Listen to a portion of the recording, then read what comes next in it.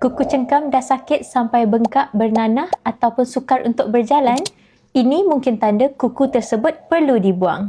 Prosedur nail removal mungkin diperlukan apabila terdapat lebihan tisu merah di sekitar kuku, sakit ketika memakai kasut ataupun jangkitan sering berulang. Jika kuku cengkam sudah berlaku berkali-kali, doktor mungkin mencadangkan pembuangan bahagian kuku yang bermasalah.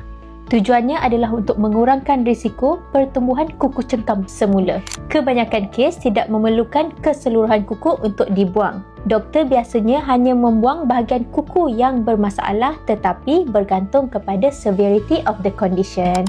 Di Hesa Klinik, doktor akan memeriksa tahap kuku cengkam, tanda jangkitan dan keadaan jari sebelum menentukan jenis nail removal yang akan dilakukan. Prosedur akan dilakukan menggunakan bius setempat untuk memberi rasa kebas. Bahagian kuku yang mencengkam akan dikeluarkan secara terkawal dan bagi kes berulang, bahagian akar kuku yang bermasalah akan dirawat untuk mengurangkan risiko recurrence of kuku cengkam. Pesakit juga akan diberikan rawatan luka, ubat dan panduan penjagaan selepas prosedur.